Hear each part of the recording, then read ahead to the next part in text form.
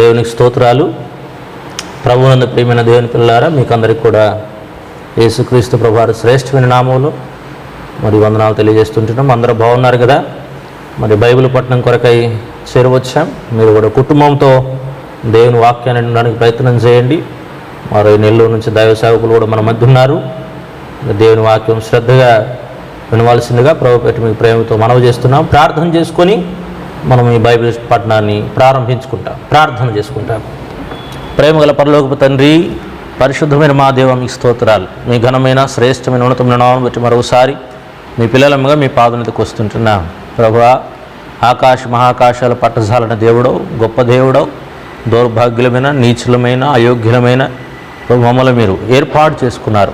క్రీస్తు రక్తము ద్వారా దేనికి వారసులము కామో దానికి వారసులుగా చేశారు. ఇహలోక సంబంధమైన సంతోషాన్ని గొప్పగా ఎంచుకొని తిరుగుతున్న మా బ్రతుకులకు దేవదానికి మూలం పాతాళమని యేసుక్రీస్తు ప్రభువుగా ప్రేమించి పరసంబంధమైన సంతోషానికి మమ్మలను వారసులుగా తీర్చిదిద్దారు. ఈ భయంకర లోకములో ప్రకృతి కూడా ఎంతో భయపెడుతుండగా ఈ దినాల్లో కూడా ప్రభు పిల్లలముగా ప్రభు సన్నిధిలో దేవుని సేవించేదాని కొరకై మాకిచ్చిన శ్రేష్టమైన చక్కటి అవకాశం కొరకై స్తుతిస్తూ ఘనపరుస్తుంటున్నాం. దేవుని నామం ఎంతో గొప్పదై బలమైన నామం, బలమైన దుర్గం. ప్రభా, మా కోట, మా కొండ, మా ఆశ్రయ దుర్గం, మీ రెక్కల కింద మాకు క్షేమం కలదు. తిరిగి ప్రభా శక్తి కలిగిన మీ మాటలు మాకు అనుగ్రహించండి. మనుషుడు రొట్టె వలన కాదు కానీ దేవుని నోట నుండి వచ్చు ప్రతి మాట వలన జీవించునని మీరు ఏకను సెలవిస్తుండగా మేము బ్రతకగలిగినట్లు, మేము ఆత్మీయంగా సజీవులమై ఉండగలిగినట్లు బలమైన మీ మాటలు మీరు మాకు అనుగ్రహించమని ప్రార్థన చేస్తున్నాం. వినే ప్రతి వారికి మారు మనసు, పాప క్షమాపణ, రక్షించబడిన వారికి ఆత్మీయమైన ఎదుగుదల మీ మాటల ద్వారా అనుగ్రహించమని ప్రార్థన చేస్తూ నిలబడి మీ దాసును మీరు అభిషేకించి వాడుకోమని, పాట సమయాన్ని కూడా దీవెనకరంగా ఉంచమని కోరుకుంటూ యేసు ప్రభు వారి శ్రేష్టమైన నామములు ప్రార్థించడానికి వేడుకొనుచున్నాము తండ్రి, ఆమేన్.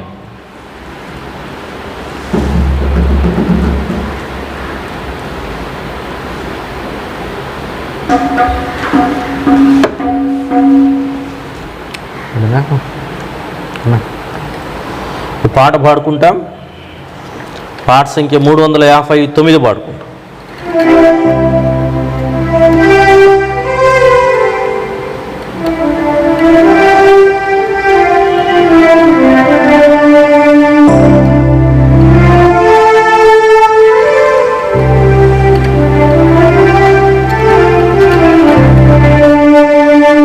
పాట సంఖ్య 359.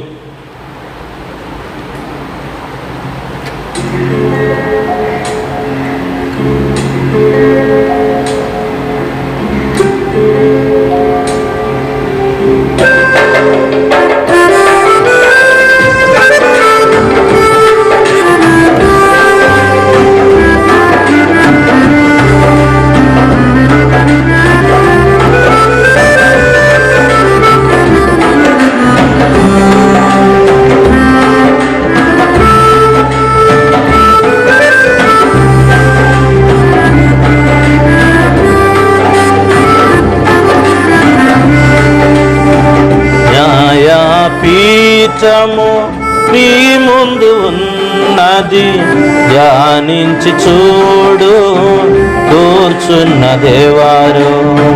ధ్యానించి చూడు, కూర్చున్న దేవారు.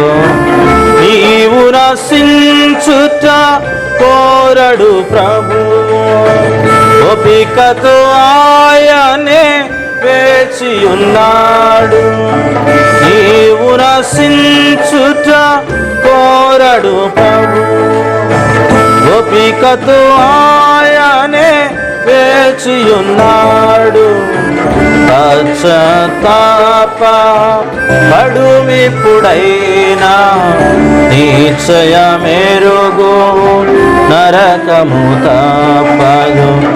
పశ్చాత్తాప పడుమిప్పుడైనా నిశ్చయ మెరుగు నరకము తప్పదు.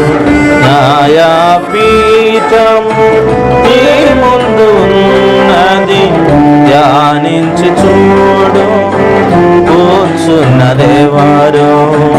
ధ్యానించి చూడు, కూర్చున్నదేవారు. పరీక్షించుకొను నీ మరణమేపుడో రక్తము ద్వారా ముక్తి పొందితివా. పరీక్షించుకొను నీ మరణమేపుడో రక్తము ద్వారా ముక్తి పొందితివా. కఠినత్వముతో తృణీకరించిన రాజు చేతిలో కఠినత్వముతో తృణీకరించిన న్యాయత్రాసు ఉన్నది రాజు చేతిలో. న్యాయపీఠము ఈ ముందు ఉన్నది ధ్యానించి చూడు కూర్చున్నదేవారు. ధ్యానించి చూడు కూర్చున్నదేవారు. దాగియున్న పాపము ప్రభు యేసు చూచెను. అంధకార పాపము తన కంటపడెను. దాగియున్న పాపము ప్రభు యేసు చూచెను. అంధకార పాపము తన కంటపడెను. తన దృష్టి నుండి తప్పించుకొందువా. తీర్పు గొడవలి తన చేతనుండగా తన దృష్టి నుండి తప్పించుకొందువా. తీర్పు గొడవలి తన చేతనుండగా. న్యాయపీఠము నీ ముందు ఉన్నది ధ్యానించి చూడు కూర్చున్నదేవారు. ధ్యానించి చూడు కూర్చున్నదేవారు. అందరి కొరకై గ్రంథములు తెరువగా వారి విషయమై రాసిన రీతి. అందరి కొరకై గ్రంథములు తెరువగా వారి విషయమై రాసిన రీతి. దేవ గొర్రె పిల్ల న్యాయము తీర్చును. తన చేతనున్నది తీర్పుకై చేత. దేవ గొర్రె పిల్ల న్యాయము తీర్చును. తన చేతనున్నది తీర్పుకై చేత. న్యాయపీఠము నీ ముందు ఉన్నది ధ్యానించి చూడు కూర్చున్నదేవారు. ధ్యానించి చూడు కూర్చున్నదేవారు. క్రీస్తు యేసునందు శిక్షా విధియందు దివ్యనలనుందుచు ఘనతనొందెదరు. క్రీస్తు యేసునందు శిక్షా విధి లేదు. దివ్యనలనుందుచు ఘనతనొందెదరు. ఎల్లప్పుడాయనతోనే ఉండేదారు. ప్రభువే నీచును జీవ కిరీటము. ఎల్లప్పుడాయనతోనే ఉండేదారు. ప్రభువే నీచును జీవ కిరీటము. న్యాయపీఠము నీ ముందు ఉన్నది ధ్యానించి చూడు కూర్చున్నదేవారు. న్యాయపీఠము నీ ముందు ఉన్నది ధ్యానించి చూడు కూర్చున్నదేవారు. ధ్యానించి చూడు కూర్చున్నదేవారు. కొద్ది నిమిషాలు మనం దేవుని యొక్క వాక్యాన్ని వింటాం. దైవజనులు మన మధ్యలో ఉన్నారు. శ్రద్ధతో దేవుని వాక్యపు సమయాన్ని దేవునికి ఇద్దాం. శ్రద్ధగా మన హృదయాన్ని తెరిచి దేవుని వాక్యాన్ని మనలోనికి పంపించుకుందాం. రాత్రి బైబిల్ పఠనం కొరకై మనం ధ్యానం చేస్తూ వస్తున్న రూతు గ్రంథము 2వ అధ్యాయము చివరి వచనాన్ని మనం కలిసి చదువుతాం. రూతు గ్రంథం 2వ అధ్యాయము చివరి వచనం 23వ వచనాన్ని అందరం కూడా కలిసి చదువుదాం. కాబట్టి యవల కోతయు గోధుమల కోతయు ముగించు వరకు ఆమె ఏరుకొనుచు బోయాజు పనికత్తెల వద్ద నిలకడగా నుండి తన అత్త ఇంట నివసించెను. ప్రభు సాయం కొరకే మనం ప్రార్థన చేద్దాం. ప్రేంగిలిన మా తండ్రి, పరిశుద్ధుడైన దేవ, ఘనమైన మా ప్రభు, మహోన్నతుడా, మీకు స్తోత్రములు వందనములు చెల్లిస్తూ ఉంటున్నాను. మా ప్రభు రక్షకుడైన యేసుక్రీస్తు వారి ఘనమైన శ్రేష్టమైన మహోన్నతమైన సకల ఆశీర్వాద వచ్చిన స్తోత్రములకు మించిన అద్వితీయమైన సత్యనామమును బట్టి దేవా మిమ్మల్ని స్తుతిస్తూ ఘనపరుస్తూ మరో పర్యాయం ఈ రాత్రి ప్రభు సంఘంతో కూడా బైబిల్ పట్టణంలో మందిర ఆవరణంలో మీరు చేరవటానికి అవకాశం ఇచ్చినందుకై ప్రభు మిమ్మల్ని స్తుతిస్తూ ఘనపరుస్తూ ఉంటున్నాం. మా నమ్మకమైన దేవుడు, మా కాపరివి, మా రక్షకుడువు, మా విమోచకుడువు, ఆపత్కాలంలో ఎంతైనా నమ్ముకోదగిన సహాయకుడు, మీకు స్తోత్రాలు. దేవా తండ్రి, రూతు గ్రంథంలో నుండి మేము అనేకమైన సంగతులు ప్రభా మీరు మాకు తెలియజేస్తూ వస్తున్నందుకే స్తోత్రాలు. మా ఆత్మీయ క్షేమం కొరకై, సంఘం యొక్క క్షేమాభివృద్ధి కొరకై దేవా మీరు పలు విధాలుగా దేవా ఆయా సమయాల్లో అవసరత కొలది, అక్కర కొలది దేవా మీరు మాట్లాడుతూ వచ్చినందుకై మీకు స్తోత్రాలు. ఈ దినం కూడా తండ్రి రూతు గ్రంథం 2వ అధ్యాయం ముగింపులోనికి ప్రభా మీరు మమ్మల్ని తీసుకొచ్చారు.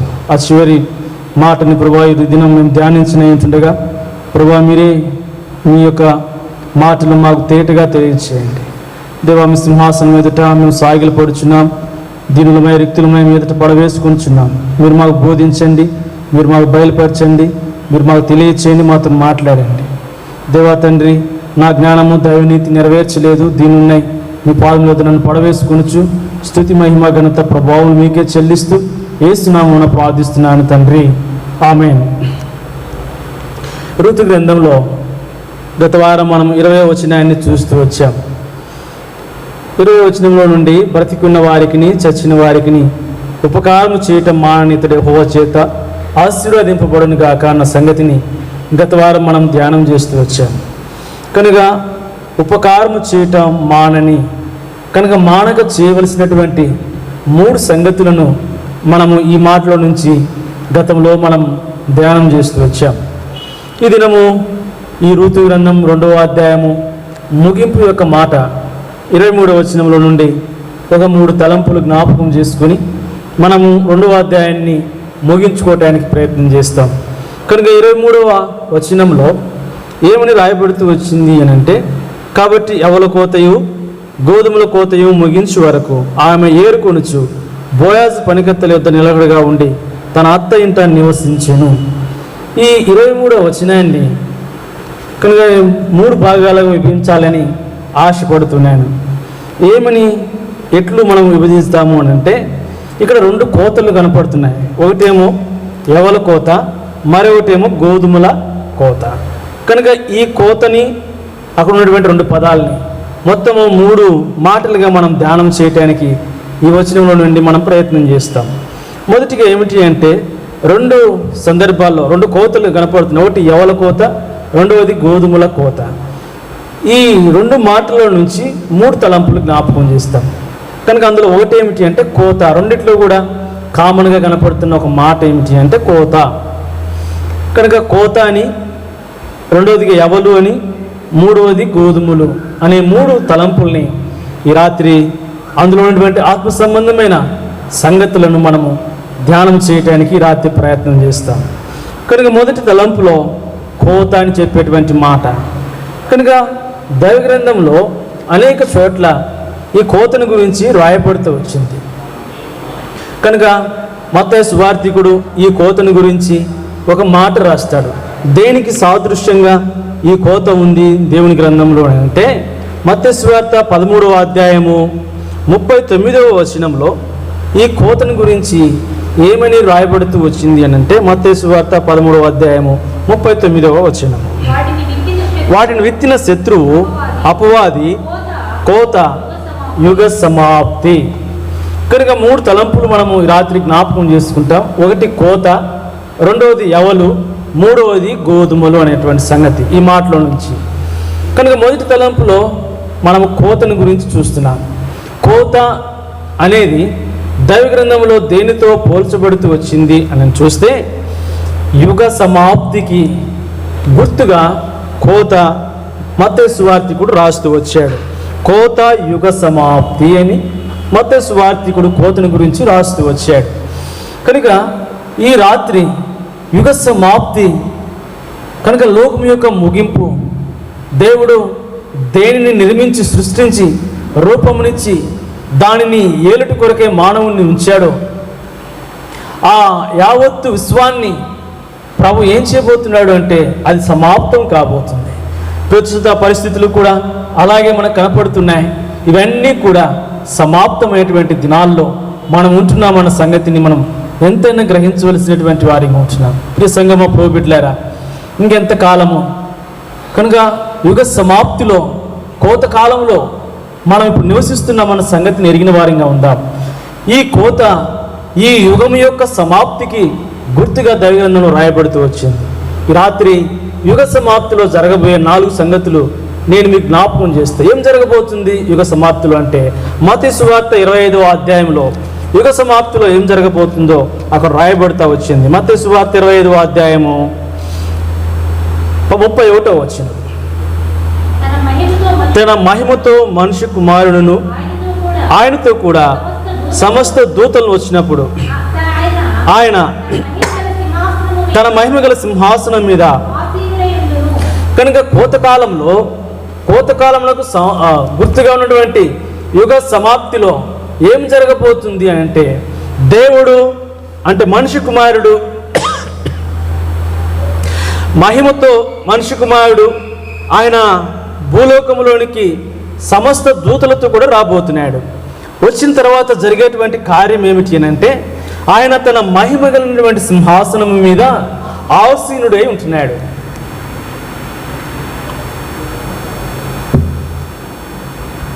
ఇప్పుడు మహిమగల సింహాసనం మీద యుగ సమాప్తిలో దేవుడు ఆసీనుడై ఉన్న తర్వాత మొదటిగా జరిగేటువంటి యుగ సమాప్తిలో జరిగే 4 సంగతులు అనుకున్నాం కదా. అందులో మొదటి సంగతి ఇక్కడ రాయబడింది ఏమంట? ఇప్పుడు 32వ వచనం. అప్పుడు సమస్త జనులు ఆయన ఎదుట పోగు చేయబడుదురు. కనుక యుగ సమాప్తిలో దేవుడు సింహాసనం మీద కూర్చుంటాడు. యుగ సమాప్తిలో జరగబోయేటువంటి మొదటి కార్యము అప్పుడు జనులు ఆయన ఎదుట సమస్త జనులు. అందుకే మత్తయి సువార్త ఒక చోట రాస్తాడు, ప్రయాసపడి భారం మోసుకొనుచున్న సమస్త జనులారా అన్నాడు. కనుక యుగ సమాప్తిలో కూడా సమస్త జనములు పోగు చేయబడతారు. ఇందులో కనుక క్రైస్తవులు ఉండొచ్చు, ఇందులో ముస్లిమ్స్ ఉండొచ్చు, ఇందులో హైందవులు ఉండొచ్చు, ఇందులో బుద్ధిస్టులు ఉండొచ్చు, లేకపోతే ఇందులో తెల్లవారు ఉండొచ్చు, నల్లవారు ఉండొచ్చు, ఇందులో చిన్నలేమి పెద్దలేమి ధనికులేమి దరిద్రులేమి ప్రతి మనుష్యుడు కూడా ప్రభువారి సింహాసనం మీద కూర్చోబోతున్నాడు యుగ సమాప్తిలో. ఇప్పుడు ఆయన కూర్చున్న తర్వాత మొదటిగా యుగ సమాప్తిలో జరగబోయే కార్యం ఆయన ఎదుటకి జనములు ఏం చే సమస్త జనములు ఆయన ఎదుట పోగు చేయబడుదురు. కనుక మొదటిగా జరిగేది గ్యాదరింగ్. కనుక various peoples gather together in front of our lord and Jesus Christ. కనుక ఎవరైతే ప్రభువైనటువంటి యేసుక్రీస్తు ప్రభువారి ఎదుట అనేకమైనటువంటి ప్రజలు జనాంగము ఏం చేయబోతున్నారు అంటే ఆయన ఎదుట పోగు చేయబడుతున్నారు. ప్రియ మనుషుడా, నువ్వు ఎవరివైనా సరే, నువ్వు ఏ జాతి రంగు కులము మతము భేదం లేదు. ప్రభు యుగాంతంలో జరగబోతుంది ఏమిటి అంటే సింహాసనం మీద కూర్చున్న తర్వాత నువ్వు ఆయన ఎదుటకు పోగు చేయబడాల్సినటువంటి వారిగా ఉంటున్నావు. కనుకనే ఈ మాటని కీర్తన ప్రకటన గ్రంథకర్త ఒక మాట రాస్తాడు. చూడండి, ప్రకటన గ్రంథకర్త ఈ పోగయ్యే దాని గురించి ప్రకటన గ్రంథము 20వ అధ్యాయం 13వ వచనంలో, ప్రకటన గ్రంథము 20వ అధ్యాయం 13వ వచనం, సముద్రము తనలో ఉన్న మృతులను అప్పగించెను, మరణమును పాతాళ లోకమును వాటి వశమునున్న మృతులను అప్పగించెను, వారిలో ప్రతివాడు తన క్రియల చొప్పున తీర్పు పొందును. కనుక సముద్రము తనలో ఉన్నటువంటి మృతులను అప్పగిస్తుంది. తర్వాత పాతాళము వాటిలో మరణమును పాతాళమును వాటిలో ఉన్నటువంటి అవి కూడా అప్పగింపబడుతున్నాయి. కానీ వీరంతా సముద్రంలో చనిపోయిన వారు, పాతాళంలో చనిపోయిన వారు, మరణం ద్వారా అప్పగింపబడిన వారంతా కూడా సమస్త జనములు ఆయన ఎదుట పోగు చేయబడుదురు అని చెప్పి రాయబడతా వచ్చింది. కనుకనే యుగాంతంలో జరగబోయే మొదటి సంగతి కనుక gathered in front of our lord and Jesus Christ, ఇప్పుడైనటువంటి యేసుక్రీస్తు వారి యొక్క ఎదుట మనం ఏం చేయబోతున్నాము అంటే కనుక పోగు చేయబడుతున్నాం. రెండవ సంగతి యుగాంతంలో జరగబోతుంది. కనుక కోత అనేది యుగ సమాప్తికి గుర్తు అయితే యుగ సమాప్తిలో మొదటి కార్యం ఏం జరగబోతుందంటే అందరు కూడా ఆయన ఎదుట పోగు చేయబడతారు. ఇప్పుడు 25వ అధ్యాయం మత్తయి సువార్త 32వ వచనాన్ని చదువుతాం. గొల్లవాడు మేకల్లో నుండి గొర్రెలను వేరుపరచినట్లు ఆయన వారిని వేరుపరిచి. కనుక రెండవదిగా ఇక్కడ జరగబోతున్నటువంటి సంగతి, పోగు చేయబడిన తర్వాత గొల్లవాడు మేకల నుండి గొర్రెలను వేరుపరిచినట్లు. కనుక రెండవ కార్యము separation from one and each other. కనుక అమాంగ్ ద పీపుల్, కనుక వారిలో నుండి సపరేషన్ చేస్తున్నారు. కొంతమందిని ఏం చేస్తున్నాడంటే వేరుపరుస్తున్నాడు. కనుక మొదటినేమో పోగు చేయబడుతున్నారు. ఇప్పుడు రెండవదిగా పోగు చేయబడినటువంటి ఆ జనాంగంలో నుంచి కొంతమందిని వేరు చేస్తున్నాడు. కొంతమందిని ఏం చేస్తున్నాడు? వేరుపరుస్తున్నాడు. కనుక నేను మత్తయి సువార్తకు రాస్తాడు 32వ వచనం మనం చదువుతూ వచ్చాం. ఇంకొంచెం ఈ వివరణ తేటగా తెలియాలంటే ఇదే మత్తయి సువార్త 13వ అధ్యాయంలో చూస్తాం. మత్తయి సువార్త 13వ అధ్యాయము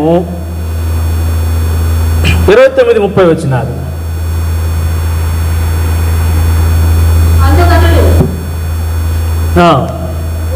వద్దు, గురుగులు పెరగచుండగా వాటితో కూడా ఒకవేళ గోధుమలు కూడా పెళ్ళగింతురు, కోతకాలం వరకు రెంటిని కలిసి ఎదగనీయుడి. కోతకాలం మందు గురుగులను ముందుగా కూర్చి వాటిని కాల్చివేయటకు కట్టలు కట్టి గోధుమలను నా కొట్లో చేర్చి పెట్టుడని.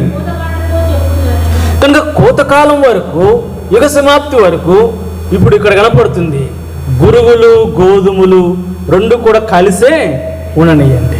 కానీ వాటితో కూడా ఒకవేళ గోధుమలు పెగలిస్తారేమో మీరు. కనుకనే ఎప్పటి వరకు అంటే కోతకాలం వరకు, యుగ సమాప్తి వరకు గురుగులు గోధుమలు కలిసి ఉండనియండి. అయితే యుగ సమాప్తి వస్తుంది, అప్పుడు నేనేం చేస్తాను? గురుగులను ముందుగా కూర్చి వాటిని గోధుమలో నుంచి వేరు చేస్తాను. ఇంకొంచెం కిందకు వెళితే 49వ వచనం, మరొకసారి 49వ వచనాన్ని చదివితే అలాగే యుగ సమాప్తి యందు జరుగును. ఎలాగా? దేవదూతలు వచ్చి నీతిమంతుల నుండి దుష్టులను వేరుపరిచి. చాలు. ఇప్పుడు దేవదూతలు వచ్చి నీతిమంతుల నుండి దుష్టులను వేరుపరిచి. కనుక మేకల నుండి గొర్రెలు వేరుపడినట్టు, తర్వాత మనం చూసినట్లుగా గురుగుల్లో నుండి గోధుమలు వేరుపడినట్టు, కనుక ఇప్పుడు ఇక్కడ చూస్తే నీతిమంతుల నుండి దుష్టులను వేరు చేస్తున్నాడు. ఇది యుగ సమాప్తిలో జరగబోతున్న రెండవ కార్యం. మొదటిదేమో సమకూర్పు, గ్యాదరింగ్, పోగు చేయబట్టము. రెండవదేమో సపరేషన్, వేరు చేయబట్టము. ఇప్పుడు మూడో సంగతిని మనం చూస్తాం ఇక్కడే 25వ అధ్యాయం మత్తయి సువార్త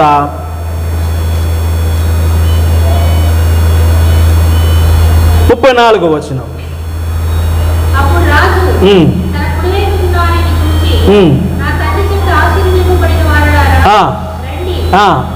లోకం పుట్టినది మొదలుకొని మీ కొరకు సిద్ధపరచబడిన రాజ్యమును స్వతంత్రించుకునుడే ఒక గుంపుతో అన్నాడు. ఇది జడ్జిమెంట్. రెండు గుంపులు ఉంటే ఒక గుంపుకు తీర్మానం చేస్తున్నాడు, తీర్పిస్తున్నాడు. లోకం పుట్టినది మొదలుకొని మీ కొరకై సిద్ధపరచబడిన రాజ్యాన్ని స్వతంత్రించుకోండి. కనుక మూడవది జడ్జిమెంట్. కనుక ఆ కాలంలో, యుగాంతంలో, యుగ సమాప్తిలో జరగబోతున్న మూడవ కార్యం ఏమిటి అంటే తీర్పు జరగబోతుంది. ప్రియ బిడ్డలారా, దేవుని సంగమా, యుగ సమాప్తిలో మనం ఉంటున్నాం, కోతకాలంలో మనం ఉంటున్నాం. ఈ కోతకాలంలో, యుగ సమాప్తిలో ప్రభు రాబోతున్నాడు, ఆ ధవళ సింహాసనం మీద కూర్చోబోతున్నాడు. జరగబోయే మూడో సంగతి ఏమిటి అంటే ప్రభు తీర్పు తీర్చడానికి వస్తున్నాడు. మొదటిగా గొర్రె పిల్లవలే ఆయన మౌనంగా వచ్చినటువంటి దేవుడు. రెండవ పర్యాయము, రెండవ రాకడలో కొదమ సింహం వలె ఉగ్రుడై ఆయన తీర్పు తీర్చడానికి వస్తున్నాడు. కనుక లోకమునకు నేను తీర్పు తీర్చున్నాను. ఇప్పుడు యోహాను సువార్త కూడా మాట స్పష్టంగా రాస్తాడు. 12వ అధ్యాయము 31వ వచనం. యోహాను సువార్త 12వ అధ్యాయం 31వ వచనం. ఇప్పుడు ఈ లోకమునకు తీర్పు జరుగుచున్నది. చూసారా? ఇప్పుడు ఎప్పుడు ధవళ సింహాసనం మీద ఆయన ఆసీనుడై తన మహిమతో కూడా కూర్చున్నప్పుడు ఇప్పుడు దేవుడు ఈ లోకమునకు తీర్పు జరుగుచున్నది. కనుకనే ప్రియ సంఘం ప్రభుబిడ్డలారా, అందుకే యూదా పత్రికలో ఒక మాట రాయబడుతూ వచ్చింది 15వ వచనంలో. యూదా పత్రిక 15వ వచనం.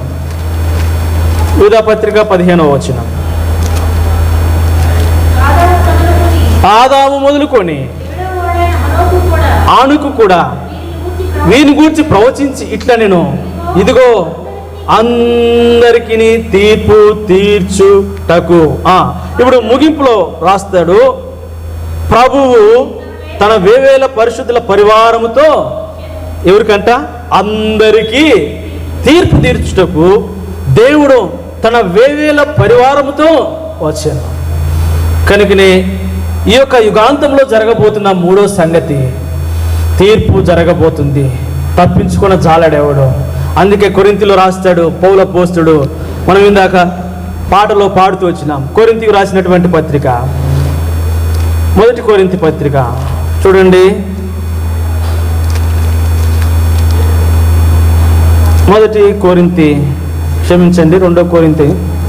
రెండవ కొరింథీ పత్రిక 5వ అధ్యాయం 10వ వచనం. కొరింథీ 2వ పత్రిక 5వ అధ్యాయం 10వ వచనం. ఎందుకనగా తాను జరిగించిన క్రియల చొప్పున మంచివేయండి సరే చెడ్డవేయండి సరే దేహంతో జరిగించిన వాటి ఫలమును ప్రతివాడు పొందినట్లు మనమందరమును క్రీస్తు న్యాయపీఠం ఎదుట ప్రత్యక్షము కావాలేను. కనుక తప్పించుకున్న జాలడు తీర్పుని. కనుక ఈ తీర్పు ఎవరు తప్పించుకుంటారు అని అంటే, కనుక తీర్పు 14వ అధ్యాయం ప్రకటన గ్రంథంలో చూస్తాం తీర్పుని గురించి. 14వ అధ్యాయం 7వ వచనం. 14వ అధ్యాయం 7వ వచనం. అతడు మీరు దేవునికి భయపడి ఆయన మహిమపరచుడి, ఆయన తీర్పు తీర్చు గడియ వచ్చాను. కనుక ఇప్పుడు ఆయన తీర్పు తీర్చు గడియ వచ్చాను. ఇప్పుడు ఈ తీర్పు నుంచి ఎవరు తప్పించబడుదురు అని మనం చూస్తే, కనుక దైవ గ్రంథంలో మనం ఒక మాటను చూస్తాం. మూడవదిగా ఆయన యుగాంతంలో జరగబోతున్న మూడవ సంగతి, ఆయన తీర్పును తీర్చబోతున్నాడు. ఆ తీర్పు నుంచి నువ్వు తప్పించబడాలి. కనుకనే ఇప్పుడు మనం చూస్తే ఆ తీర్పును గురించి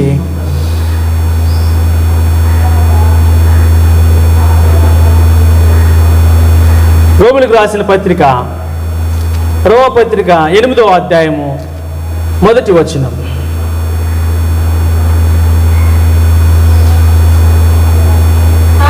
కాబట్టి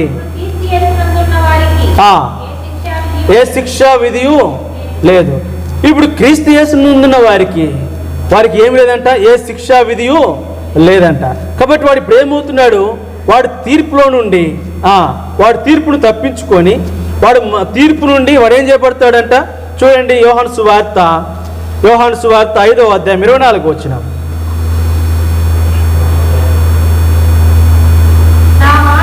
నా మాట విని నన్ను పంపినవాని యందు విశ్వాసం ఉంచువాడు నిత్య జీవం గలవాడు, వాడు తీర్పులోనికి రాక. చూడండి, వాడు తీర్పులోనికి రాక ఉండాలి అని అంటే ఇప్పుడు ఏం చేయాలంట, నన్ను పంపినవాని యందు విశ్వాసం ఉంచాలి. కనుక ప్రభువైన యేసుక్రీస్తునందు నువ్వు విశ్వాసం ఉంచితే నువ్వు ఇప్పుడు తీర్పులోనికి రాక తప్పించబడేటువంటి వాడిగా ఉంటున్నావు. ఈ రాత్రి యేసుక్రీస్తునందు నీ విశ్వాసం ఉంచావా? ఏమని విశ్వాసం ఉంచాలి అంటే, కనుక ఆయన తనను ఎందరు అంగీకరించెదరో అనగా తన నామందు విశ్వాసం ఉంచువారు దేవుని పిల్లలవుటకు ఆయన అధికారము అనుగ్రహించారు. కనుక ఏమని విశ్వసించారు? యేసుక్రీస్తు ప్రభువుని నీ సొంత రక్షకుడుగా, నీ పాపముల కొరకై, నీ అపరాధముల కొరకై చనిపోయినటువంటి వాడని నువ్వు విశ్వాసం ఉంచి ఆయన వద్దకు వస్తే, యేసుక్రీస్తు ప్రభువా నేను నిన్ను విశ్వసిస్తున్నాను, నా పాపముల కొరకై, నా అపరాధముల కొరకై నువ్వు చనిపోయినావని నువ్వు ఆయన ఎందుకు విశ్వాసం ఉంచితే ఏ తీర్పు నుండి నువ్వేం చేపడతావు? తప్పించబడేటువంటి వాడిగా. కనుక 4వ తలంపు యుగ సమాప్తిలో జరగబోతుంది. 3వదిగా జడ్జిమెంట్. 4వదిగా మత్తయి సువార్త 22వ అధ్యాయం. ఇప్పుడు మత్తయి సువార్త 22వ అధ్యాయం, అంతకంటే ముందు 25వ అధ్యాయంలో నుంచి వస్తాం. మత్తయి సువార్త 25వ అధ్యాయము 41వ వచనం. అప్పుడు ఎడమవైపు ఉన్న వాడిని చూచి, శపింపబడిన వాళ్ళారా, నన్ను విడిచి అపవాదికిని వాని దూతలకు సిద్ధపరచబడిన నిత్యాగ్నిలోనికి పోడే.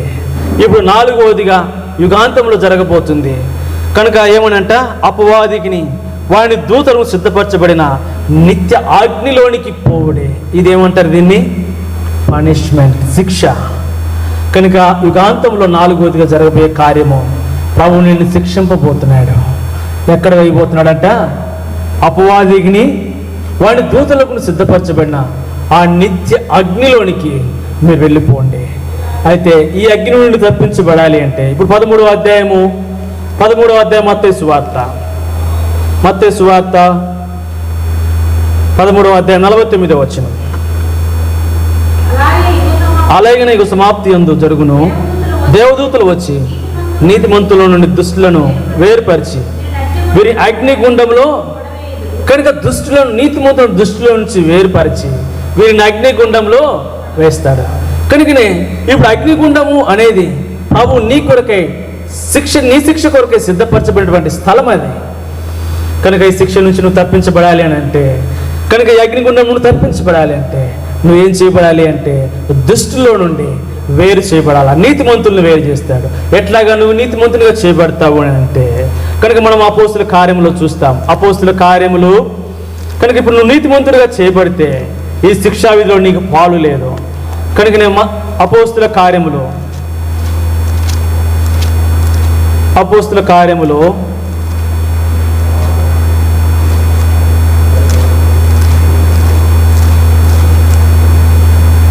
క్షమించండి, రోమిలకు రాసిన పత్రిక 3వ అధ్యాయము 23-24 వచనాలు. ఏ భేదమును లేదు, అందరూ పాపం చేసి దేవుడిని గ్రహించి మహిమను పొందలేకపోతున్నారు. కాబట్టి నమ్మువారు ఆయన కృపచేతనే క్రీస్తు యేసునందలి విమోచనం ద్వారా ఉచితముగా నీతిమంతులుగా క్రీస్తు యేసునందలి విమోచనం. ఈ రాత్రి ప్రియ సంగమ వాక్యం వింటున్న ప్రియులారా, మీ జీవితాల్లో ఇంకా యుగ సమాప్తిలో జరగబోయే 4 కార్యముల నుంచి నువ్వు తప్పించుకోవాలి అంటే ఒకటే మార్గము, యేసుక్రీస్తు ప్రభుని నీ సొంత రక్షకుడు నువ్వు అంగీకరించాలంటే యేసునందు నువ్వేం చేయాలి? విశ్వాసం ఉంచి నీ పాపములన్నిటిని ఎద్దు ఒప్పుకుంటే కనుక నువ్వు ఆ నరక శిక్ష నుండి నువ్వు తప్పించబడేటువంటి వాడిగా ఉంటున్నావు. కాబట్టి యుగ సమాప్తిలో జరగబోయే 4 సంగతులు: ఒకటి పోగు చేయబోట గ్యాదరింగ్, రెండవది వేరు చేయబోట సపరేషన్, మూడవదిగా తీర్పు తీర్చబోట జడ్జిమెంట్, నాలుగవది శిక్ష విధింపబోట పనిష్మెంట్. కనుక మొదటి తలంపులు మనం చూస్తూ వచ్చాం. కనుక కోత అనేది యుగ సమాప్తికి గుర్తు. ఇప్పుడు రెండో తలంపులోనికి వెళ్తాము. చూడండి, రూతు గ్రంథము 2వ అధ్యాయము. రూతు గ్రంథము 2వ అధ్యాయము 2వ తలంపులో 23వ వచనము యవల కోత. యవలను గురించి చూస్తాం. కోత గురించి మనం చూస్తూ వచ్చాం మొదటి తలంపులో. 2వ తలంపులో యవలను గురించి చూస్తాం. ఈ యవలు దైవ గ్రంథంలో 37 పర్యాయాలు క్రోడీకరించినట్లుగా గ్రంథస్థం చేయబడినట్లుగా రాయబడతా వచ్చింది. కనుక దైవ గ్రంథంలో యవలు అనేటువంటివి 37 పర్యాయాలు దీనిని ఈ పదమును క్రోడీకరించారు. అందులో నుంచి 2 సందర్భాలని ఈ రాత్రి మనం జ్ఞాపకం చేసుకుంటే ఈ యవలు మనకి ఏం నేర్పిస్తున్నాయో అన్న సంగతి మనకు అర్థమవుతుంది. మొదటి తలంపులో రాజుల మొదటి గ్రంథానిలో 4వ అధ్యాయం 28వ వచనాలను చూస్తాం. రాజుల మొదటి గ్రంథము 4వ అధ్యాయము 28వ వచనం. మరియు గుర్రములను పాటు పశువులను ఉన్న ఆయా స్థలములకు ప్రతి వాడును తనకు చేయబడిన నిర్ణయం చొప్పున యవలను గడ్డిని తెప్పించుచుండెను. కనుక దీనిని సహజంగా ఇప్పుడు గొర్రెలు పశువులు ఉన్నటువంటి స్థలమునకు ప్రతి వాడు ఏం తీసుకుని వస్తున్నాడు? యవలను గడ్డిని తీసుకుని వస్తున్నాడు. అంటే వాటికి ఆహారంగా ఉపయోగించేవి జంతువులకి, పశువులకి. కనుక ఆహారము ఏది అంటే యవలుగా ఇక్కడ రాయబడుతూ వచ్చింది. మరొక సందర్భాన్ని నేను జ్ఞాపకం చేస్తాను. ఇప్పుడు మత్తయి సువార్తలోనికి వెళ్తాం, క్షమించండి, యోహాను సువార్తలోనికి వెళ్తాం. 6వ అధ్యాయం యోహాను సువార్త 9వ వచనం. యోహాను సువార్త 6వ అధ్యాయము 9వ వచనం. ఇక్కడున్న ఒక చిన్నవాణి యొద్ద 5 యవల రొట్టెలు 2 చిన్న చేపలు ఉన్నాయి, కానీ ఇంతమందికి ఏమాత్రము ఇంతమందికి ఇవి ఏమాత్రమని ఆయనతో అనగా ఇక్కడ రాయబడినటువంటి మాట, ఒక చిన్నవాణి వద్ద ఏమున్నాయంట? ఇశ్రాయేలీయుల ప్రజల్లో సహజంగా ఎవరైనా ఏ రొట్టెలని తింటారు అంటే గోధుమ రొట్టెలను ఎక్కువగా, ఉన్నతమైనటువంటి సంపన్నులైనటువంటి వారు, ఏమీ లేనటువంటి పేదరికంలో ఉన్నటువంటి వారు, ఇశ్రాయేల్ ప్రజల్లో మరీ పేదరికంలో ఉన్నటువంటి వారు తినేటువంటి రొట్టెలు ఏవి అంటే యవల రొట్టెలు. ఆ దినాల్లో ప్రభువైనటువంటి యేసుక్రీస్తు వారిని అనుసరించిన వారు కనుక సద్దుకేయులు లేరు, పరిసయ్యులు లేరు, ధర్మశాస్త్రోపదేశకులు లేరు, శాస్త్రులు లేరు. ఆయన వెంబడించింది సామాన్యమైనటువంటి ప్రజలే. అటు సామాన్యమైనటువంటి ప్రజలు గోధుమ లాంటి ఆహారాన్ని తినట అసామాన్యమైంది. కనుక వాళ్ళ దగ్గర ఉన్నటువంటి ఒక చిన్నవాణి యొద్ద ఏ రొట్టెలు దొరికినాయి అని అంటే యవల రొట్టెలు దొరికినాయి. అంటే ఈ 2 సందర్భాన్ని, ఒక చోటేమో యవలు గొర్రెలకు పశువులకు దానాగా ఉపయోగిస్తూ ఉంటే, అంటే తృణీకరింపబడిన మనుషులకు కాదు జంతువులకి పశువులకి దానాగా ఉపయోగిస్తుంటే, మరొక చోట ఒక చిన్న పేదరికం ఉన్నటువంటి ఒక బిడ్డ యొద్ద ఈ యొక్క యవల రొట్టెలు కనపడుతున్నాయి. కనుక యవలు దేనికి గుర్తుగా కనపడుతుందంటే తృణీకరింపబడి, త్రోసివేయబడి, ఎన్నిక లేని, నిరాకరింపబడినటువంటి మనకే. ప్రియ సంగమా, ప్రభు బిడ్డలారా, ఈ యవలు తృణీకరింపబడి, త్రోసివేయబడి, నిరాకరింపబడినటువంటి మనకి. అందుకే పౌలు అపోస్తలుడు కొరింథీయులకు రాస్తూ మొదటి పత్రిక 1వ అధ్యాయంలో రాస్తాడు. చూడండి, 1 కొరింథీ పత్రిక 1వ అధ్యాయము 27, 29 వచనాల్లో చూస్తే, ఏ శరీరం దేవుని ఎదుట అసహ్యింపుకున్నట్లు జ్ఞానులను సిగ్గుపరచుటకు లోకములోని వెరివారిని దేవుడు ఏర్పరచుకొనెను, సిగ్గుపరచుటకు బలహీనులైన వారిని దేవుడు ఏర్పరచుకొనెను, లోకంలో నీచులైన వారిని, తృణీకరింపబడిన వారిని, ఎన్నికలేని వారిని. కనుక వీరే యవలు ప్రజలు. లోకంలో నిన్ను నన్ను దేవుడు ఏర్పరచుకున్నటువంటి సంగతి ఇక్కడ జ్ఞాపకం చేయబడుతుంది. ఎవరు అంటే బలహీనులము, ఎన్నికలేని వారిని, నీచులము, తృణీకరింపబడిన వారిని. ఇవే యవలకు గుర్తుగా కనపడుతున్నాయి. దేవుడు తన విశేషమైన కనికరము చొప్పున మనల్ని ఏర్పరచుకున్నాడు. ఎందుకు తెలుసా? ఈ యవలు ఇప్పుడు ఏం చేస్తా వచ్చినాయో మనం అప్పుడు యోహాను సువార్తలోనికి వెళ్తాం. ఇప్పుడు యవలు బలహీనమైనటువంటి వ్యక్తులు, తృణీకరింపబడి త్రోసివేయబడినటువంటి వ్యక్తులకి సాదృశ్యంగా కనపడుతూ ఉంటే, ఇప్పుడు ఈ యవలు చేసినటువంటి పని ఏమిటో తెలుసా? 6వ అధ్యాయము 12వ వచనం యోహాను సువార్త. వారు తృప్తిగా తినిన తర్వాత ఏమీ నష్టపడకుండా మిగిలిన ముక్కలు పోగు చేయుడని. కనుక ఇప్పుడు వారు తృప్తిగా తినిన తర్వాత కనుక ఎంతమంది కూర్చున్నారు అంటే 5,000 మంది పురుషులు, స్త్రీలు, పిల్లలు లెక్కింపబడలా. కనుక 5 యవల రొట్టెలు, 2 చిన్న చేపలు. ఈ 5 యవల రొట్టెలు 5,000 మంది పురుషులు, లెక్కింపబడినటువంటి పురుషులు, వారందరూ తిని తృప్తి పొందారు.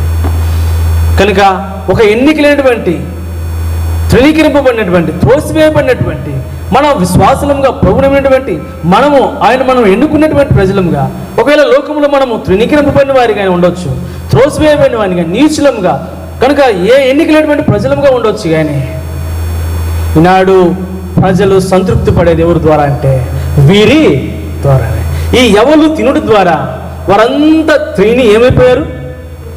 కనుక యవల ద్వారా మనం నేర్పించబడుతున్న పాఠం ఏమిటి అంటే, యవల వలె ఎలాగైతే 5,000 మంది పురుషులు తిని తృప్తి పొందుతూ వచ్చారో, కనుక యవలకు సాదృశ్యమైనటువంటి విశ్వాస క్రైస్తవులైనటువంటి మన ద్వారా అనేకులు తృప్తిపరచబడాలా.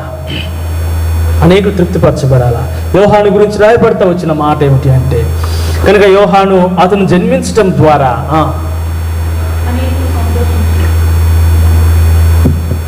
అనేకులు సంతోషించిరి అని రాయబడింది.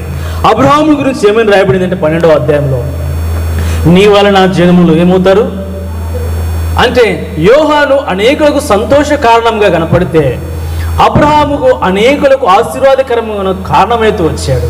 ఇప్పుడు ఈ యవలు, ఈ విశ్వాసులు, ప్రభు నమ్మిన తృణీకరింపబడిన మనము అనేకులకు ఎలా కనపడాలంట? తృప్తినిచ్చేటువంటి ప్రజలముగా కనపడాలా. ఈనాడు నీ ఆత్మీయ జీవితమును బట్టి మరొక విశ్వాసి, మరొక క్రైస్తవుడు, మరొక సంఘంలో నీ జీవితమును బట్టి వారి సంతృప్తి ఉందా అని, వారు తృప్తి పడుతున్నారా అని ఎవరు మనం నేర్పిస్తున్నటువంటి పాఠం అదే. మనల్ని బట్టి ఇతరులు ఏమైపోవాలి? తృప్తిపరచబడాలి.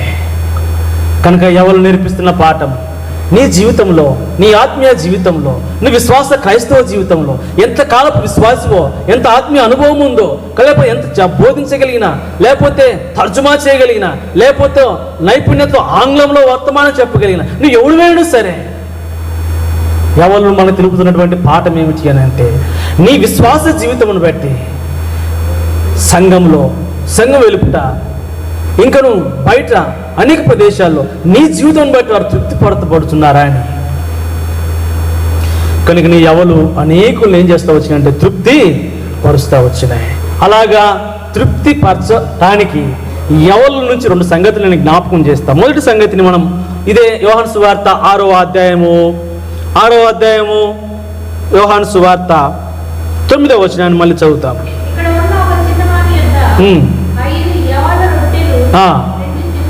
చాలు. ఇక్కడ ఉన్న ఒక చిన్నవాణి వద్ద 5 యవల రొట్టెలు. కనుక యవల రూపంలో ఉంటే వారికి ఏముండేది కాదు? సంతృప్తిని కలిగి ఉండేవారు కాదు. ఇప్పుడు యవలు అనేవి ఏ రూపంలోనికి మార్చబడినాయి అని అంటే అది రొట్టె యొక్క రూపంలోనికి మార్చబడింది. ప్రియా దేవుని బిడ్డలారా, సంగమా, విశ్వాసులారా, మన ఆత్మీయ జీవితంలో ఈ మార్పు చెందినటువంటి అనుభవం మనకు అవసరం. అందుకే మనం చూస్తూ వచ్చాము కదా. కనుక మనం చూస్తే మత్తయి సువార్త 18వ అధ్యాయం 3వ వచనంలో అంటాడు, మీరు మార్పు నుండి అంటాడు. కనుక మీరు మార్పు నుండి బిడ్డల వంటి వారైతే కానీ అంటాడు. కనుక మత్తయి సువార్త 18వ అధ్యాయం 3వ వచనంలో ప్రభు స్వయాన్ని పొందినటువంటి మాట, మీరేం కావాలి? మార్పు నొందాలి. కనుక ఎవరు రూపంలో ఉంటే 5,000 మంది పురుషులకు తిని తృప్తిపడేటువంటి అనుభవం వచ్చిండేది కాదు. ఇప్పుడు ఎవరు యొక్క రొట్టె అనేటువంటి అనుభవంలోనికి మార్పు చెందబడినవి. నీ జీవితం ద్వారా అనేకులు తృప్తిపరచబడాలి అంటే నువ్వు మార్పు చెందాలి. నువ్వు మార్పు చెందిన విధానంలో అనేకులకు కనపడాలి. వ్యక్తిగతంగా నేను అనుకోవచ్చు, నేను మారు మనసు పొందాను, నా జీవితం మారింది, నా బ్రతుకు మారింది అనుకోవచ్చు. కానీ నువ్వు మార్పు చెందిన ద్వారా మార్పు చెందినావు అని చెప్పడానికి ఒక హేతువు, రుజువు, కొలమానము ఏమిటి అంటే ఇతరులు నీ జీవితాన్ని బట్టి తృప్తిపరచబడాలా. అది నువ్వు మార్పు చెందినావు అని చెప్పడానికి హేతువై ఉంటుంది, కొలమానమై ఉంటుంది. ఈనాడు నీ జీవితాన్ని బట్టి సంఘంలో ఎవరికి తృప్తి లేకపోతే, నీ జీవితాన్ని బట్టి ఇతరులు తృప్తిపరచబడకపోతే, నీ జీవితంలో నీ విశ్వాస జీవితం బట్టి ఎవరికి తృప్తి లేకపోతే, కనుక నువ్వు ఎవరివి అని అంటే నువ్వు మార్పు చెందినటువంటి వారివని, నువ్వు ఇంకా మార్పు చెందలా, నీ జీవితం మార్పు చెందలేదన్న సంగతిని నువ్వు గ్రహించవలసినటువంటి వారిగా ఉంటున్నావు. అందుకే దైవ గ్రంథంలో ఒక దయ్యం పట్టినటువంటి వ్యక్తి కనపడతాడు. మనకి యోహాను సువార్త 4వ అధ్యాయము 28, 29 వచనాలు చదివితే, యోహాను సువార్త 4వ అధ్యాయము 28, 29 వచనాలు చదవండి. అంతకంటే ముందు మార్కు సువార్త 5వ అధ్యాయము 15వ వచనం. మార్కు సువార్త 5వ అధ్యాయం 15వ వచనం.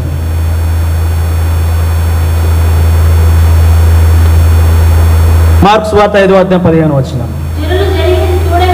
జనులు జరిగినది చూడవెళ్ళి యేసు వద్దకు వచ్చి, సేనాను దయ్యములు పట్టినవాడు బట్టలు ధరించుకొని స్వస్థ చిత్తుడై కూర్చుని ఉండుట చూచి భయపడి. ఎవరిని చూసి? అంతకుముందు వాడు ఎక్కడ ఉండేవాడు? మొదటి 2 వచనాల కింద మనం చదివితే వాడు ఎట్లా ఉండేవాడంట? గెరాసన దేశంలో వాడు ఏం చేస్తూ ఉండేవాడు? సమాధుల్లో వాసం చేస్తూ ఉండేవాడు. సంఖ్యలతోనైనను ఎవరిని వాడు బంధింప వీలు కాదు. సంఖ్యలు వేసిన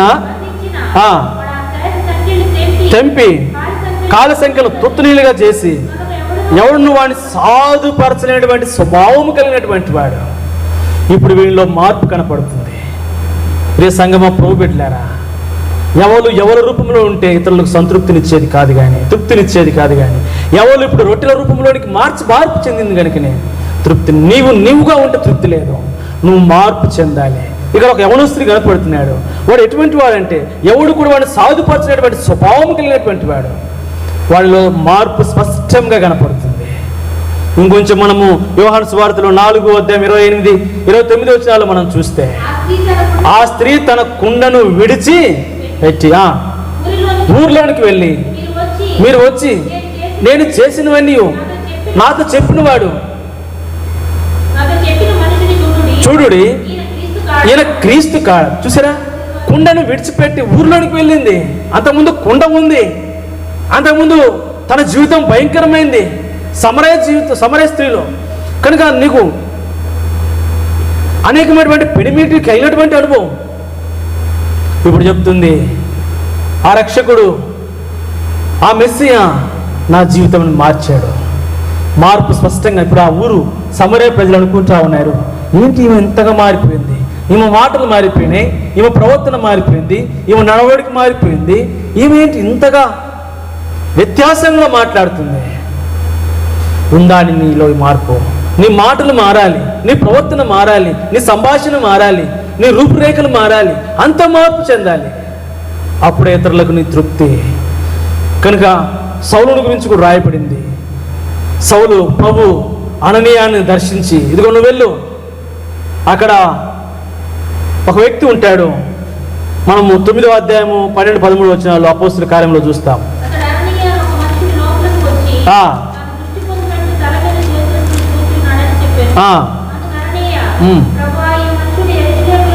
ప్రభువా, తిన్ననిది అనబడినటువంటి వీధికి వెళ్ళమని ప్రభు సెలవిచ్చాడు.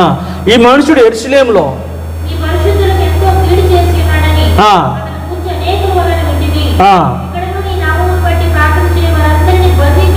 బంధించుటకు. చూసారా, ఆ వ్యక్తుల గురించి అననీయమైనటువంటి సాక్ష్యం. అయితే ప్రభు అన్నాడు, 15వ వచనంలో మనం చదువుతాం ఇప్పుడు.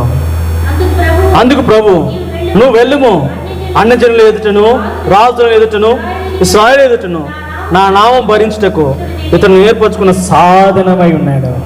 మారిపోయింది జీవితం, బ్రతుకు మారిపోయింది. ప్రభు చెప్తున్నాడు, నా సాధన ఇప్పుడు. నీ జీవితంలో మార్పు చెందకపోతే నీ ద్వారా ఇతరులకు తృప్తి లేదు. ఇప్పుడు 2వ తలంపు అక్కడ చూస్తాం. మొదటిగా ఇది వారికి తృప్తిని ఇవ్వటానికి ఎవరు కారణం ఏమిటి అంటే, ఇవి మార్పు చెంది ఎవరు రొట్టెల అనుభవంలోనికి వచ్చినాయి కనుక అది తిని తృప్తి పొందారు. రెండోదిగా ఇప్పుడు యోహాను సువార్త 6వ అధ్యాయము 9వ వచనం.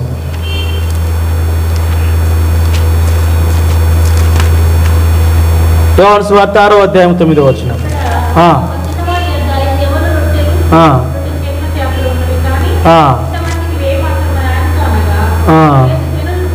11వ వచనం.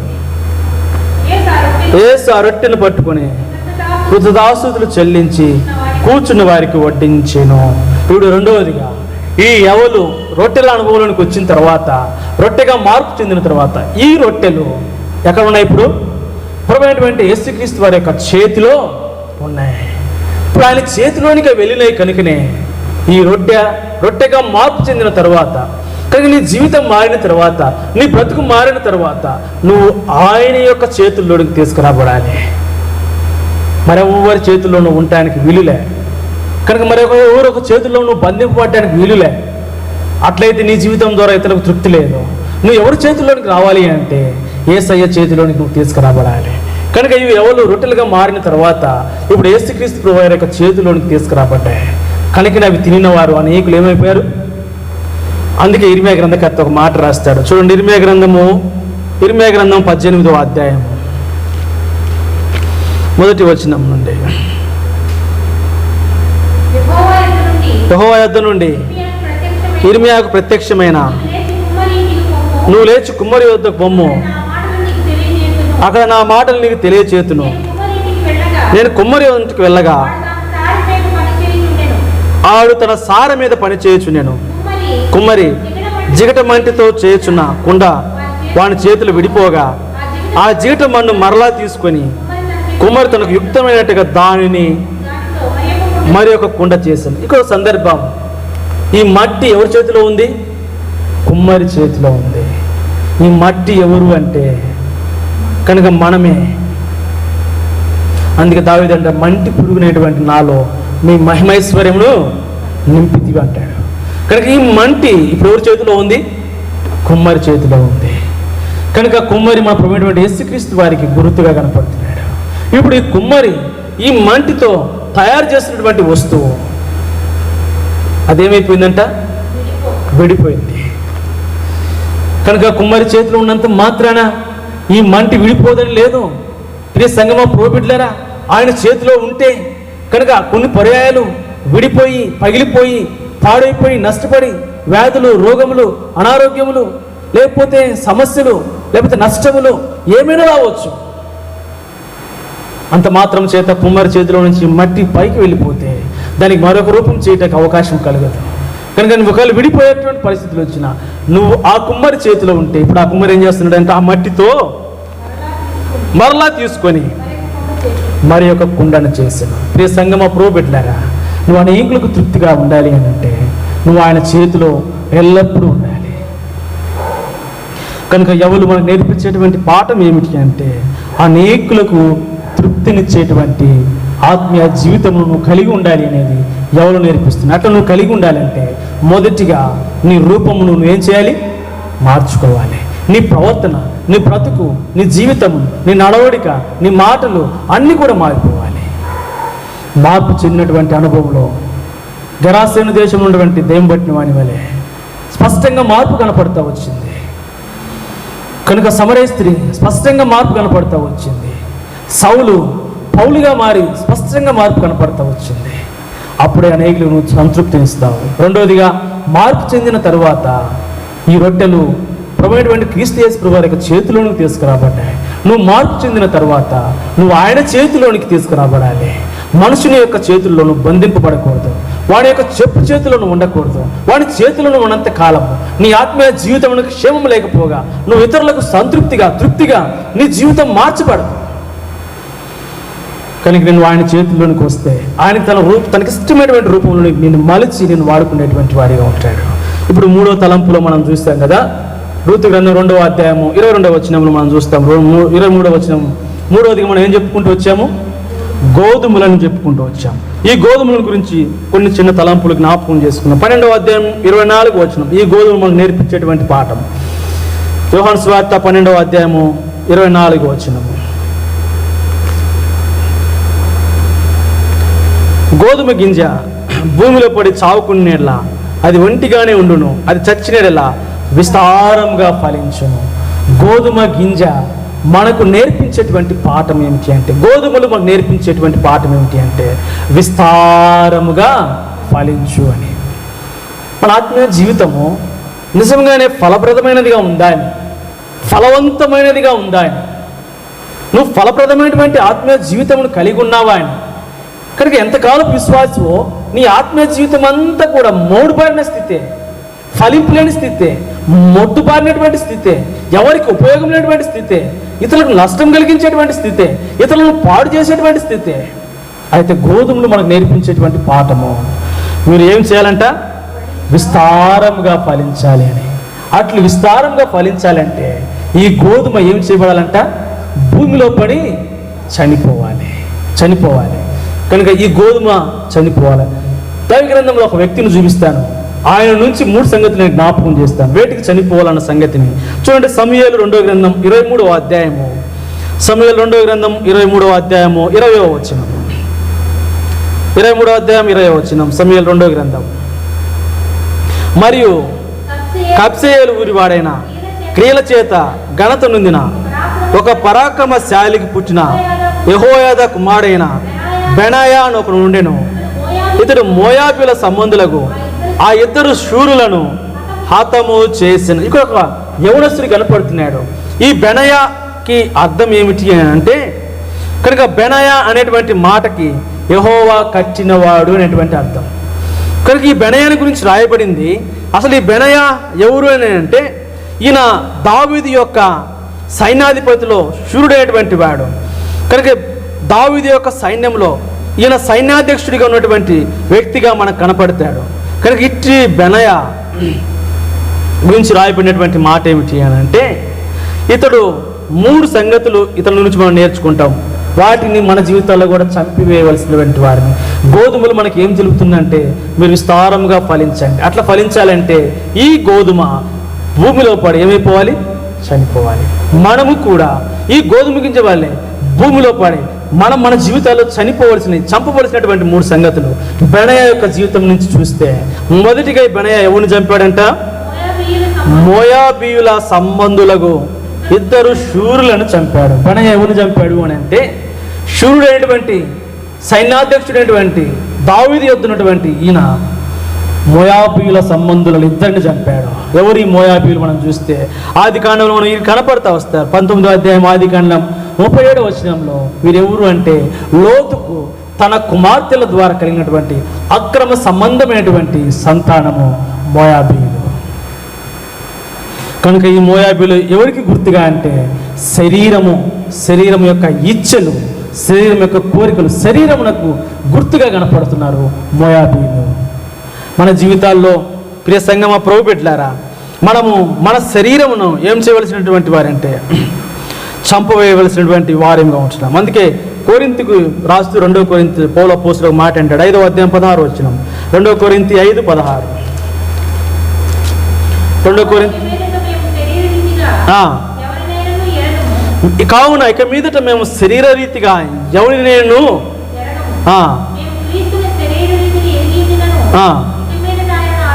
ఇప్పుడు అంటాడు కదా కొరింథీయుల సంఘం, కావున ఇక మీదట మేము శరీర రీతిగా ఎవరినైనను ఎరుగము. అంటే మాకు శరీర సంబంధకులకు ఏమాత్రము సంబంధము లేదు. ఎందుకంటే మా శరీర సంబంధులను మేము చంపేస్తూ ఉన్నాం. ఇప్పుడు మోయాబీయులకు గుర్తు, శరీరములకు గుర్తు కనుక వారిని మేము చంపేశాం. అనేక పర్యాయాలు మన క్రైస్తవ ఆత్మీయాత్ర జీవితంలో శరీర సంబంధుల్ని, మన శరీర బంధువుల్ని, వారిని కూడా తీసుకుని వచ్చేటువంటి వారిగా అడ్డుగా ఉండరా వీరిని ఆత్మీయ జీవితమునకు? అందుకే కొంచెం మనం ముందుకెళ్ళి చూస్తే గలతీకి రాస్తూ పౌలు అపోస్తలుడు 5వ అధ్యాయం 17వ వచనంలో అంటాడు. గలతీ పత్రిక 5వ అధ్యాయం 17వ వచనం, శరీరం ఆత్మకును, ఆత్మ శరీరమునకు ఏముంటుందంట? విరోధముగా ఉంటుంది ఎప్పుడు. కాబట్టి ఆత్మ శరీరమునకు, శరీరం ఆత్మకు విరోధము కనుక ఇప్పుడు మనం శరీరమును ఏం చేయాలి? చంపివేయాలి. కనుక మొదటిగా చంపివేసింది బెనయ ఎవరిని అంటే మోయాబీయులను. ఇప్పుడు రెండవదిగా ఈ బెనయ ఎవరిని చంపుతూ వచ్చాడంటే సమూయేలు 2వ గ్రంథము చదవండి. సమూయేలు 2.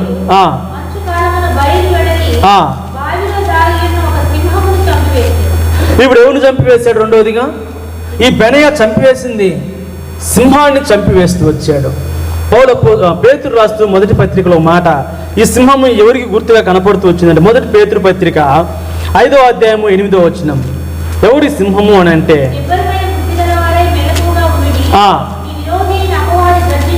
మీ విరోధి అయినటువంటి అపవాది. కనుక సింహము ఎవరు అంటే అపవాది, శత్రువు, సాతానుడు, వెలుగుదూత, అనేకమైన పేర్లు వాళ్ళకి ఇవ్వబడినాయి. కనుక మనం చంపవలసిందే ఈ శత్రువుని, సాతానుడే. ఎందుకు అంటవాడు గర్జిన్ సింహం వల్ల మనం పొంచి ఉన్నాడు. మరి ఎలా మనం చంపాలి వీడిని అంటే, మనము మత్తయి సువార్త 4వ అధ్యాయంలో ప్రభు ఎట్లా చంపుతూ వచ్చాడో, ఎట్లా జయిస్తూ వచ్చాడో అప్పుడు రాయబడతా వచ్చిన మాట. కనుక ఆయన అపవాది చేత శోధింపబడటకు 4వ అధ్యాయంలో చూస్తాం, అరణ్యమున కొనిపోబడుతూ వచ్చాడు. కనుక ఇప్పుడు ఈ అపవాది సాతానుడు ప్రభుని 3 అంతలుగా శోధిస్తూ వచ్చాడు. 3 పర్యాయాలు కూడా దేవుడు వాక్యము ద్వారా సాతాన్ని ఏం చేస్తూ వచ్చాడు? జయిస్తూ వచ్చాడు. కనుక నువ్వు చంపివేయటానికి, సాతానుడు శత్రువును చంపివేయడానికి ఉన్న ఒకే ఒక ఆయుధము దైవ గ్రంథం, లేకపోతే దేవుని యొక్క వాక్యం. కనుక 3వ వ్యక్తి నువ్వు చంపాల్సింది. చదవండి అదే అధ్యాయము సమూయేలు 2వ గ్రంథము. ఇంకను అతడు సౌందర్యవంతుడైనటువంటి ఐగుప్తీయుడు. ఐగుప్తు దేనికి సాదృశ్యము? లోకమునకు సాదృశ్యం. అందుకే అక్కడ రాయబడింది ఈ ఐగుప్తుడు ఎవరంట? సౌందర్యవంతుడు. కనుక లోకము కూడా మనకి ఎంతో సౌందర్యంగా కనపడుతుంది, ఎంతో అందంగా కనపడుతుంది, ఎంతో ఇష్టంగా కనపడుతుంది, ఎంతో ప్రియమైనదిగా కనపడుతుంది. అయినను సరే మనం ఏం చేయాలంట? అందంగా ఉన్నటువంటి ఐగుప్తుని బెనయా చంపి హతమార్చినట్లు కనపడుతుంది. కనుక ఈ ఐగుప్తు లోకముని దృష్టికి అందంగా, ఆహ్లాదకరంగా, సౌందర్యం కనపడు. కానీ నువ్వు చంపవలసింది లోకమును చంపవలసినటువంటి వారిగా వచ్చినావు. మనం ఎరుగుదము లోకములో ఉన్నదంతయు శరీరాశ, నేత్రాశ. 1 యోహాను పత్రిక 2:16 రాస్తాడు.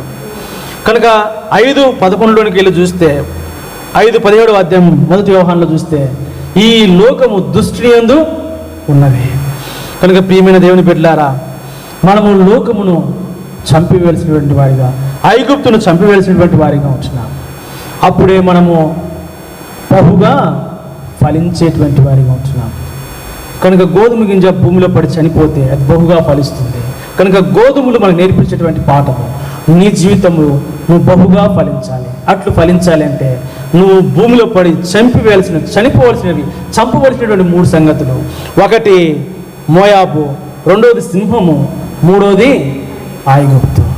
కనుక మోయాబు శరీరమునకు గుర్తు, శరీరమును చంపివేయాలి. 2వదిగా సింహము సాతాను గుర్తు, సాతాన్ని మనం జయించు వారిగా ఉండాలి. మోయాబు లోకమునకు గుర్తు, లోకమును మనం జయించు వారిగా ఉండాలి, చంపివేసేటువంటి వారిగా ఉండాలి. మన జీవితంలో లోకం ఉండకూడదు. కనుక లోకమును కానీ లోకములు ఉన్న వాటిని మీరు ప్రేమింపకూడదు అంటాడు. ఎవడైనా లోకమును ప్రేమించాడు వాడు దేవునికి శత్రువు. కనుక ఈ రాత్రి 3 సంగతులు జ్ఞాపకం ఉంచుకొని అట్లు ప్రభు మనం దీవించి ఆశీర్వదించును గాక. ప్రార్థన చేసుకుందాం. ప్రేమ కలిగిన మా తండ్రి, పరిశుద్ధుడైన మా గొప్ప దేవ, మహోన్నతుడా, మహాగణుడా, పరిశుద్ధుడా, నిత్య నివాసి, నిన్న నేడు నిరంతరము ఏకరీతిగా ఉన్న దేవ, మారని మార్పు చెందని వాడా మీకు స్తోత్రాలు. ఈ రాత్రి తండ్రి రూతుకి మాకు కృప చూపినందులకై మీకు స్తోత్రములు, వందనములు చెల్లిస్తుంటున్నాను. దేవా, ముగింపు యొక్క వచనంలో నుండి 3 సంగతులు మాకు తెలియజేస్తూ వచ్చారు. కోత యుగ సమాప్తికిని ఎవలు తండ్రి మా విశ్వాస తృణీకరింపబడినటువంటి బిడ్డలకు గుర్తు, తృణీకరింపబడిన త్రోసివేయబడినటువంటి ఎవలే దేవా తండ్రి తమ రూపమును మార్చుకోవటం ద్వారా అనేకులకు సంతృప్తినిచ్చింది అని, యేసుక్రీస్తు ప్రభువారి యొక్క చేతుల్లోనికి రావటం ద్వారా అనేక తృప్తినిచ్చిందని రాయబడుతూ తెలియజేస్తూ వచ్చిన మాటల కొరకే స్తోత్రాలు. మా జీవితాలు కూడా అనేకులు తృప్తికరంగా మార్చమని ప్రార్థిస్తున్నాను.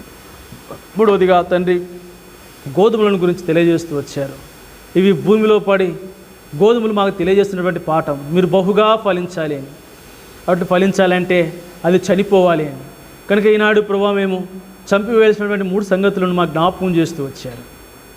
దేవా తండ్రి, మోయాబును ప్రభా మేము చంపివేయాలని, శరీరమును చంపివేయాలని, సింహమును చంపివేసిన బెనయాను గురించి రాయబడుతూ వచ్చిన 3 సంగతులు. బెనయా 2వదిగా సింహాన్ని చంపుతూ వచ్చాడు. కనుక సింహము అపవాది సాతాన్ని మేము చంపివేయాలని, దేవా అందమైనటువంటి ఐగుప్తుని ప్రభా ఐగుప్తులను చంపుతూ వచ్చాడు.